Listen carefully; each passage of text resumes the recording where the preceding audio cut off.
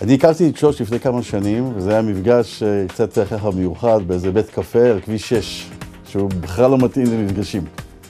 מצאתי בשוש משהו מאוד מרתק של מקצועיות, אסרטיביות, חדות חשיבתית, ומצד שני חמימות, אהבה, מבט עיניים שיש בו הרבה שותפות, והרבה בחינה חיובית, להענקה של נתינה וכן הלאה. והשילוב הזה שבין לב למוח הוא דבר שקונה אותי, וישר מייצר אצלי מחוברות. אז נוצר פיצוץ של קשר, ומשם זה התחיל להיות תהליך ארוך, שהתפתח במשך השנים האחרונות במידה מאוד מרגשת. כל ליבה, כל נשמתה זה טבריה, וזה היופי, האהבה שלה והנתינה הבלתי מוגבלת, בלתי נלאת, לטובת הייעוד שהיא מאמינה בו, זה הייחודיות שמצויה בתוך שוש.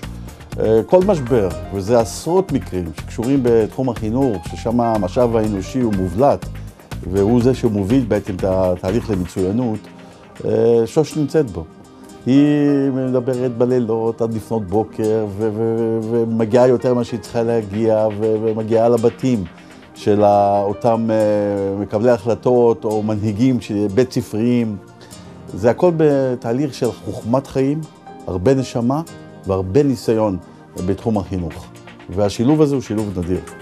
אצל שוש התהליך של המחוברות הוא הרבה יותר רחב.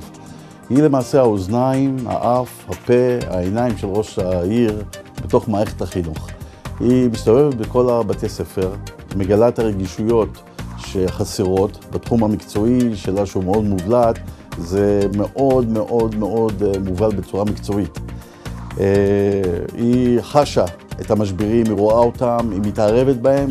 פעם בשבוע יש לי פגישה איתה, יחד עם הסגנית אסנת, למשך שעתיים, שעה. זו פגישה מאוד חשובה מבחינתי. היא מתחילה ב7 בבוקר, מסתיימת ב9, ובו בפגישה הזאת אני למעשה מקבל דרכה השתקפות מוחלטת של אותם צרכים שצורכים התערבות. תמיד הרגישות וההבנה של שוש קוראים בול. היא רואה את הדברים כהווייתם, וכאילו זה יותר מניבוי, אבל בגלל היכולת שלה האנושית והניסיון המקצועי והחמימות והלב המיוחד של אישה לא רגילה, אז כל התובנות האלו מייצרות מיד מתווה, שעל פי רוב הוא 100% בינגו. וככה אנחנו משדרגים ומובילים את המהפכה הגדולה שלנו בטבריה, שנקראת עבר מצמיח עתיד, בליווי צמוד של שוש, באהבה גדולה מאוד.